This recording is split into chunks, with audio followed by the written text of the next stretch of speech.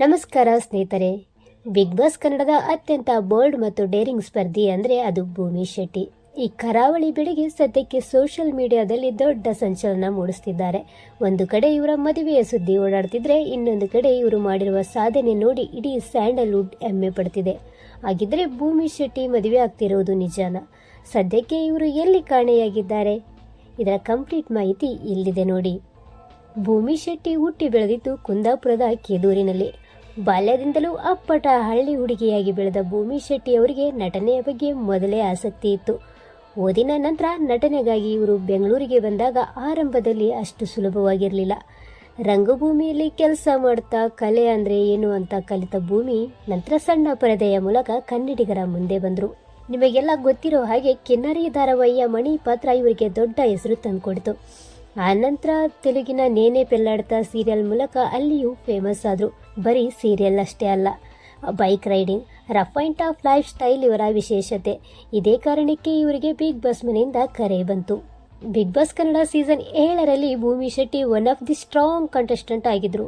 Shine Shetty, Vasuki Vaibhav ಜೊತೆಗಿನ ಸ್ನೇಹ ಮತ್ತು task ವೇಳೆ ಅವರು ತೋರ್ತಿದ್ದ ಕೆಚ್ಚದೆಯಾಟ ಇಂದಿಗೂ ಫ್ಯಾನ್ಸ್ ಮರೆತಿಲ್ಲ.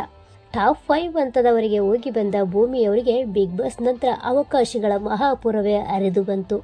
ಅಂದಾಗೆ ವೈಷ್ಣವಿ ಗೌಡ ಅವರ ಮದುವೆ ಸುದ್ದಿ ಬಂದ ಮೇಲೆ ಅಭಿಮಾನಿಗಳು ಭೂಮಿ ಶೆಟ್ಟಿ ಮದುವೆ ಯಾವಾಗ ಅಂತ ಹುಡುಕಲು ಶುರು ಮಾಡಿದ್ದಾರೆ.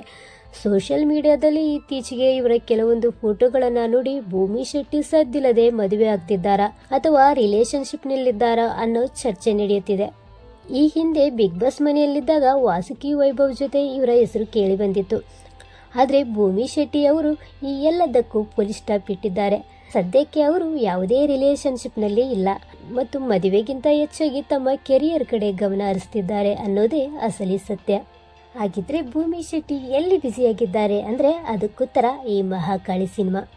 ಹೌದು ಸ್ನೇಹಿತರೆ, ಕೇವಲ ಕನ್ನಡಕ್ಕೆ ಸೀಮಿತವಾಗಿದ್ದ ಭೂಮಿ ಶೆಟ್ಟಿ ಈಗ ಪ್ಯಾನ್ ಇಂಡಿಯಾ ಸ್ಟಾರ್ ಆಗಿ ಮಿಸ್ತಿದ್ದಾರೆ.